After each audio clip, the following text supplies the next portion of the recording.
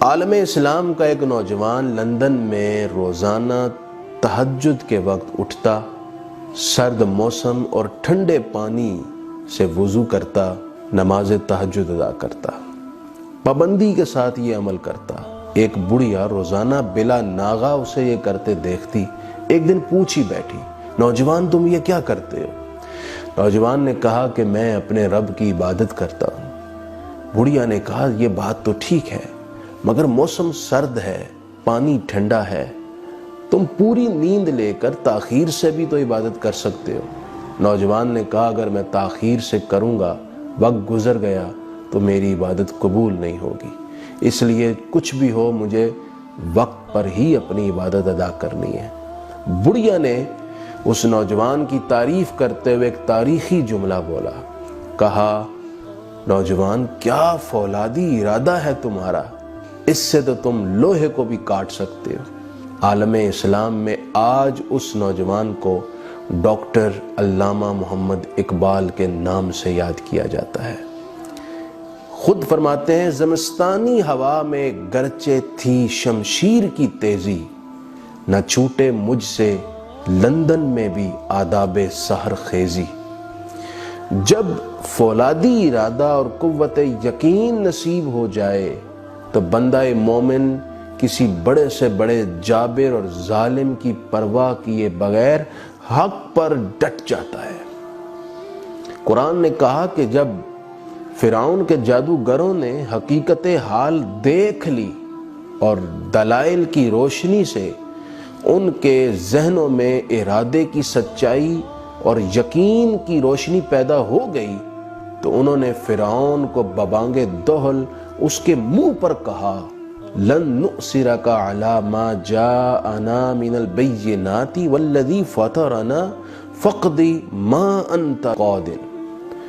انہوں نے کہا کہ فرعون یہ سب حقیقت دیکھنے کے بعد اب تجھے نہ تو ہم ان روشن دلائل اور حقائق اور نہ اللہ پر ترجیح دے سکتے ہیں، تو جو کرنا چاہتا ہے کر گزر، ہمیں تیرے ظلم اور جبر اور زیادتی کی کوئی پرواہ نہیں ہے۔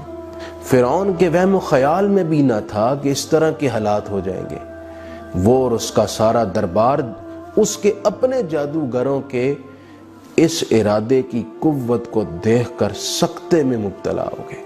حضرت سیدنا حبیب بن زید انصاری رضی اللہ تعالیٰ عنہ جب مسیلمہ کذاب کے سامنے رسول کائنات صلی اللہ علیہ وسلم کی ختم نبوت کا پیغام لے کر آئے، آپ کو گرفتار کیا گیا، آپ کے ارادوں کی تقویت کو کمزور کرنے کے لیے آپ کے جسم کے ایک ایک حصے کو کاٹا گیا۔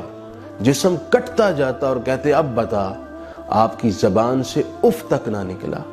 اتنی زبردست قوت ارادی اور یقین کی دولت تھی کہ آپ کو کمزور نہ کر سکے۔ آپ نے اپنی جاں آفری کے سپرد کی اور شہادت کا منصب پایا۔ تاریخ اسلام ایسے فولادی ارادہ رکھنے والے کرداروں سے بھری ہوئی ہے۔ انہی میں سے ایک ارطغرل غازی بھی ہے، جو کمزور اور معاشی طور پر خستہ حال کئی خانہ بدوش قبیلے سے تعلق رکھتے ہیں، مگر ان میں اور ان کے والد سلیمان شاہ میں غیرت ایمانی تھی، اسلامی حمیت تھی، جوش و جذبہ جہاد تھا، جرأت و شجاعت تھی، اسلامی نظریات کے ساتھ اخلاص تھا اور اللہ اور اس کے رسول پر یقین تھا۔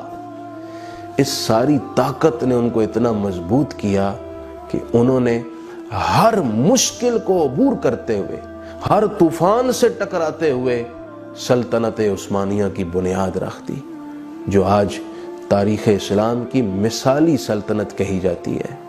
آج کے نوجوانوں کے لیے ارطغرل غازی کی زندگی اور اس کے کردار میں روشنی ہے۔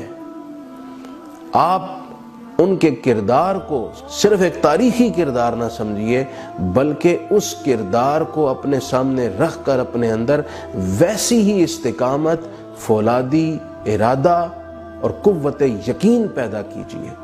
آپ یہ سمجھ جائیے کہ جو شخص زندگی اللہ اور اس کے رسول پر یقین رکھ کر اخلاص اور مسلسل جد و جہد کے ساتھ گزارتا ہے، جو حق کے لیے کھڑا ہوتا ہے، جو مظلوم کے لیے لڑتا ہے، جو دین اسلام کے غلبے کے لیے کوشش پہم کرتا ہے وہ کبھی مرتا نہیں ہے، تاریخ اس کو ہمیشہ یاد رکھتی ہے۔ ارطغرل غازی کو اس دنیا سے گئے ہوئے کتنی صدیاں گزر گئیں، لیکن ان کو ان کے روشن کردار کی وجہ سے آج بھی لوگوں کے دلوں پر حکومت اور اقتدار حاصل ہے۔ اپنی زندگی کو ارطغرل غازی کے کردار کو پیش نظر رکھ کر فولادی ارادے اور قوت یقین کے ساتھ حق کے لیے گزاریے۔